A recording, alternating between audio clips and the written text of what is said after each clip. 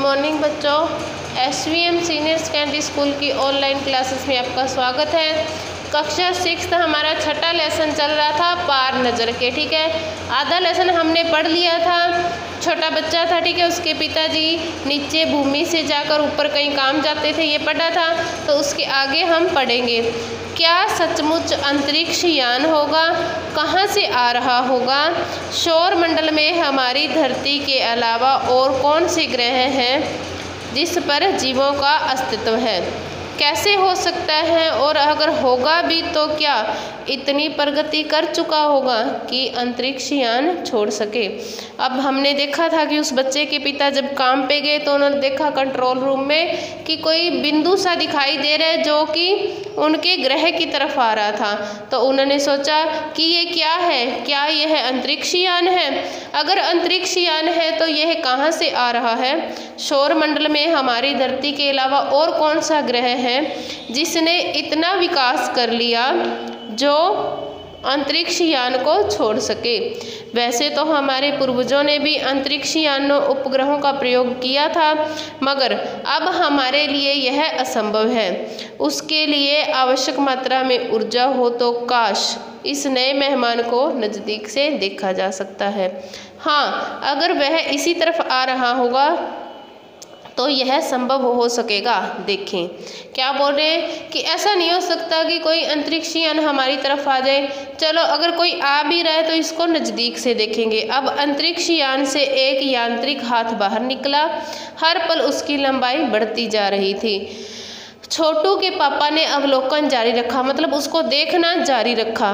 Colony का प्रबंध समिति की सभा बुलाई गई थी। अध्यक्ष भाषण दे रहे थे। हाल ही में मिली जानकारी से पता चलता है कि 2 अंतरिक्ष यान हमारे मंगल ग्रह की तरफ बढ़ते चले आ रहे हैं। इनमें से एक अंतरिक्ष यान हमारे गिर्द यानी हमारे आसपास इर्द गिर्द चक्कर काट रहा है।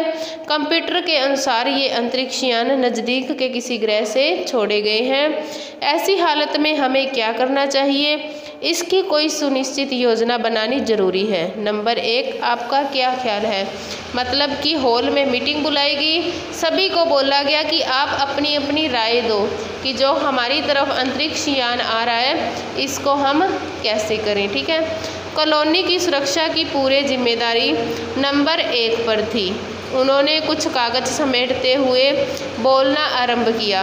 इन दोनों अंतरिक्ष यानों को जलाकर खाक कर देने की क्षमता हम रखते हैं, मगर इसमें हमें कोई जानकारी हासिल नहीं होगी कि ये दोनों अंतरिक्ष यान हैं। इनको हम खाक में मिला सकते हैं, मिट्टी में मिला सकते हैं, मगर इससे हमें कोई जानकारी हासिल नहीं होगी। अगर हमने इनको मिटा दिया तो इससे हमें कोई भी जानकारी नहीं मिलेगी।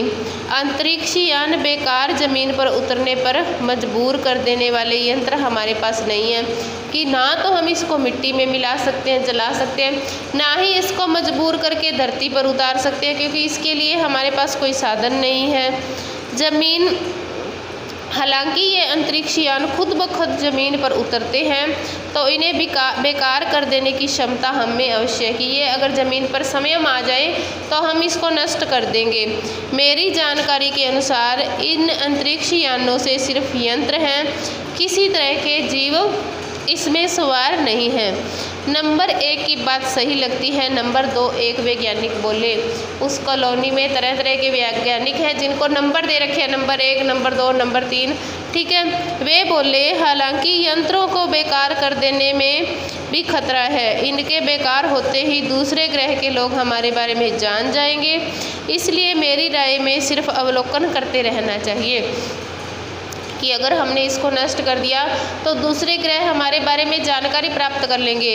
मेरी सिर्फ यही राय है कि हमको इसको देखते ही रहना चाहिए। जहाँ तक हो सके हमें अपने अस्तित्व को छिपाए ही रखना चाहिए। ठीक है, कि किसी के सामने नहीं आना चाहिए। हमें इसके साथ कुछ नहीं करना चाहिए, सिर्फ इसको देखते ही रहना चाहिए।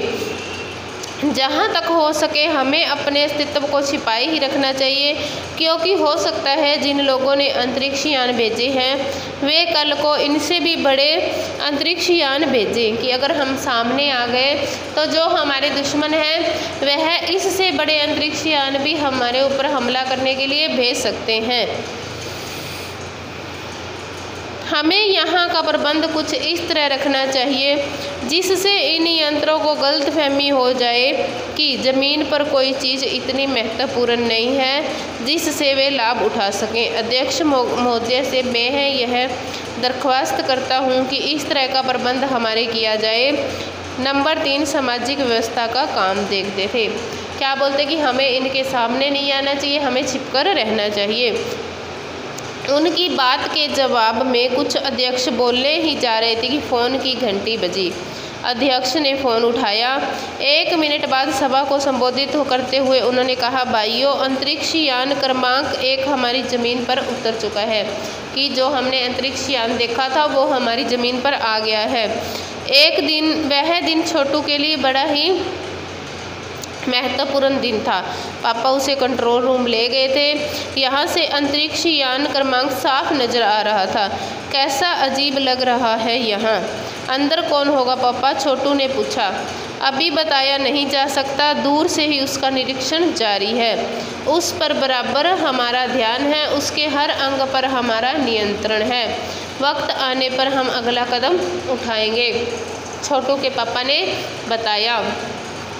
अब छोटू अपने पापा के साथ वहाँ गया हुआ है, तो वो बोलता है कि इसके अंदर कौन है, इसमें कौन कौन है, मुझे तो कुछ दिखाई नहीं दे रहा। तो उसके पापा बोलते हैं रुको, सब कुछ पता चल जाएगा।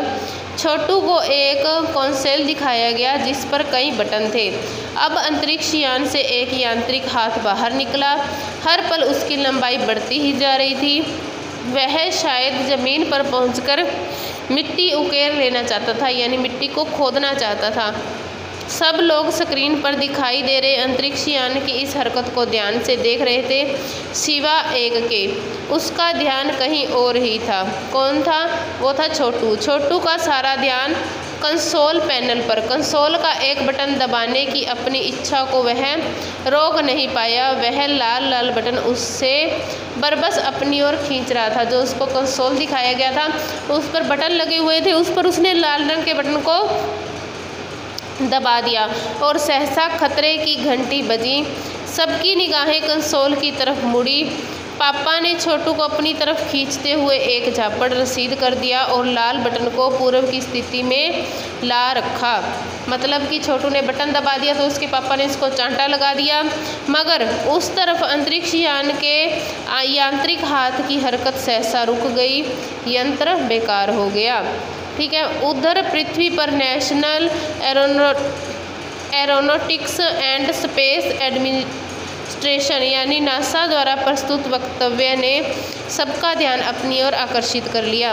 मंगल की धरती पर उतरा हुआ अंतरिक्ष यान वाइकिंग अपना निर्धारित कार्य कर रहा है। हालांकि किसी अज्ञात कारणवश किसी अंतरिक्ष यान का आंतरिक हाथ बेकार हो गया है। नासा के तकनीशियन इस बारे में जांच कर रहे हैं तथा इस यांत्रिक हाथ को दुरुस्त करने के प्रयास जारी हैं।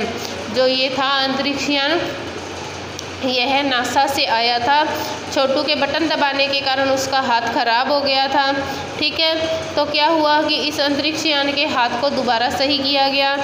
इसके कुछ ही दिनों बाद पृथ्वी के सभी प्रमुख अखबारों में छपा। नासा के तकनीशियों को रिमोट कंट्रोल के सहारे वाइकिंग को दुरुस्त करने में सफलता मिली। यांत्रिक हाथ ने अब मंगल की मिट्टी के नमूने इकट्ठे करने का काम आरंभ कर दिया है।